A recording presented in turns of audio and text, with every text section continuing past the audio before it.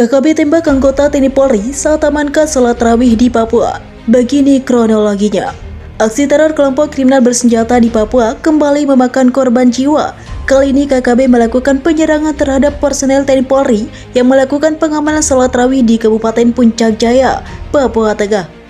3 anggota TNI Polri menjadi korban penembakan KKB. Peristiwa itu terjadi saat ketiganya melakukan pengamanan sholat tarawih di Masjid Al-Amaliyah Elu, Distrik Ilu, Kabupaten Puncak Jaya, Papua Pegunungan, Sabtu 25 Maret 2023. Akibat penembakan itu 2 anggota TNI Polri meninggal dunia, sementara seorang lain juga mengalami luka tembak, namun dalam keadaan sadarkan diri.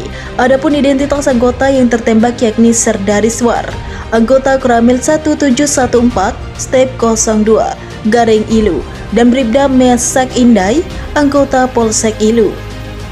Serdariswar mengalami luka tembak di tulang belakang dan dagu bagian bawah, sedangkan Bribda Mesak Indai terluka di bagian perut.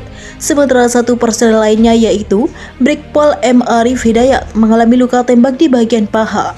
Peristiwa bermula saat personel Koramil Ilu dan Polsek Ilu melakukan pengamanan ibadah di masjid pada pukul 20.00 waktu Indonesia bagian timur. Ada OTK yang menyerang anggota TNI Polri yang sedang berjaga. OTK tersebut melepaskan tembakan dari arah belakang masjid. Hingga kini Polda Papua belum bisa memastikan siapa pelaku penyerangan tersebut. Sementara itu, menurut Kabid Humas Polda Papua, Kombes Pol Ignatius Bani Adi Prabowo, pelaku diduga berjumlah 2 orang dari salah satu kios di sekitar lokasi. Penembakan tersebut dilakukan oleh 2 orang OTK dengan menggunakan 1 pucuk senjata laras pendek dan 1 senjata laras panjang, katanya. Setelah kejadian tersebut, situasi dan kondisi di Kabupaten Puncak Jaya siaga 1. Kapolres dan seluruh anggota waspada untuk mengantisipasi adanya serangan susulan terhadap anggota di lapangan. Pihaknya juga masih memburu pelaku penembakan.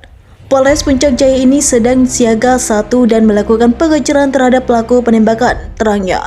Terpisah, Kapolda Papua Irjen Matius Fakhiri mengungkapkan, insiden penyerangan KKB ini dilakukan saat personel TNI Polri bertugas menjaga warga yang sedang melaksanakan sholat tarawih di Masjid Al-Amaliyah Ilu, mulai pukul 19.30 waktu Indonesia bagian timur. Kemudian sekitar pukul 20.00 waktu Indonesia bagian timur, KKB menyerang sehingga terjadi kontak tembak. Saat ini tim gabungan telah dikerahkan untuk mendalami pelaku penyerangan dari kelompok mana. 2 korban gugur yakni Bribda Mesar Indai dan Serda Sirawar. Sementara Brigadir M. Arif Hidayat mengalami luka tembak di bagian paha dan sudah mendapat penanganan medis. Anggota masih mendalami pelaku penyerangan berasal dari kelompok mana, ujar Fakhiri. Kapolda Papua Irjen Pol Matius Fakhiri telah mengerahkan anggotanya untuk mengejar dan menindak tegas pelaku penembakan. Saya sudah memerintahkan untuk anggota menangkap dan menindak tegas pelaku penembakan tersebut, katanya. Sebelumnya tukang ojek bernama Irwan menjadi korban penembakan KKB di pertigaan Jalan Kimak, Distrik Ilaga, Kabupaten Puncak, Papua Tengah. Anggota KKB tersebut yang berpura-pura menjadi penumpang korban dan menembak ketika tiba di tujuan. Setelah penembakan tersebut, tim gabungan TNI Polri melakukan pengejaran terhadap KKB hingga akhirnya terjadi kontak tembak. Dari kejadian tersebut, Danrem 173 Garim PVY Brigjen Sri Widodo mengatakan ada 3 anggota KKB yang berhasil dilumpuhkan, namun hanya 1 jenazah yang bisa diamankan. Jenazah yang berhasil kita amankan hanya 1 orang, namanya Enios Tabuni, 22 tahun. Sedangkan 2 jenazah KKB Papua lainnya berhasil dibawa oleh rekannya, katanya. KKB tebar hoaks ngaku-ngaku tembak mati 2 TNI, fakta sebenarnya begini. Tentara Nasional Indonesia membantah klaim kelompok separatis teroris yang mengaku menembak mati 2 prajurit militer di Kampung Beoga, Puncak, Papua Tengah, Kamis 16 Maret 2023. Kapendam Cendrawasih Kolonel Herman Teryaman menegaskan, tak ada satupun prajurit TNI yang cedera ataupun mengalami luka tembak dalam insiden yang tersebut sebagai kontak senjata dengan kelompok kriminal bersenjata itu. Sudah tidak terhitung KST menebar berita-berita hoaks atau bohong. Tidak ada TNI yang tertembak pada tanggal tersebut di Distrik Beoga, kata Kolonel Herman dalam siaran pers yang diterima Republika di Jakarta, Jumat 17 Maret 2023. Menurut Herman, informasi disebarkan kelompok separatisme bersenjata tersebut melalui media sosial dan pemberitaan yang beredar Kamis 16 Maret 2023 tak benar. Personel TNI di Kampung Beoga, kata dia, semuanya dalam kondisi baik-baik saja. TNI pun menanggapi sebaran ultimatum dari kelompok bersenjata itu yang menegaskan larangan terbang di wilayah pegunungan Papua dan khususnya di wilayah udara Kampung Beoga. Ultimatum tersebut pun dikatakan dengan bernada ancaman akan menembak setiap pesawat yang mengabaikan peringatan larangan tersebut. Herman menegaskan ultimatum dan larangan terbang tersebut cuma cara KST untuk menakut-nakuti. TNI kata dia tak akan mengubris apa yang menjadi ancaman dari kelompok tersebut.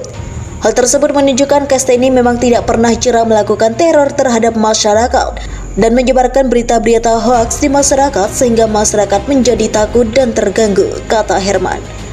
Menurut dia, agar masyarakat pun tak mengindahkan ancaman KST tersebut dan kepada masyarakat kita minta jangan terprovokasi dengan pemberitaan-pemberitaan hoaks yang disebarkan oleh KST. Tetapi bersama-sama TNI agar masyarakat juga tetap harus waspada, terang dia. TNI, kata Herman, memastikan perlindungan terhadap masyarakat di Papua. Terhadap KST, kata Kolonel Herman, TNI tak akan segan untuk melakukan penindakan hukum atas teror dan pengancaman-pengancaman yang meresahkan masyarakat di bumi Cendrawasih. Penegakan hukum pasti akan dilakukan oleh TNI dan Polri, ujar Kolonel Herman. KST yang dimaksud oleh TNI adalah Tentara Pembebasan Nasional Papua Barat, Organisasi Papua Merdeka. Versi kepolisian menyebutnya sebagai kelompok kriminal bersenjata. Padahal separatis bersenjata itu adalah sayap militer kelompok kemerdekaan Papua. Pada Kamis, 16 Maret 2023, kelompok bersenjata itu mengklaim menembak mati 2 personel TNI Polri di Puncak Intan Jaya, Papua Tengah. 2 personel keamanan itu disebut tewas dalam kontak senjata yang terjadi di Kampung Beoga, Kamis 16 Maret 2023 waktu setempat. Juru bicara TPNPB OPM Sebi Sambo mengatakan kontak senjata dengan pasukan Indonesia itu terjadi selama 7 jam. TPNPB OPM Kodam 8 Intan Jaya di bawah pimpinan Lewis Kogoya berhasil menembak mati 2 anggota TNI Polri, kata Sebi dalam siaran pers yang disampaikan wartawan di Jakarta pada Kamis 16 Maret 2023.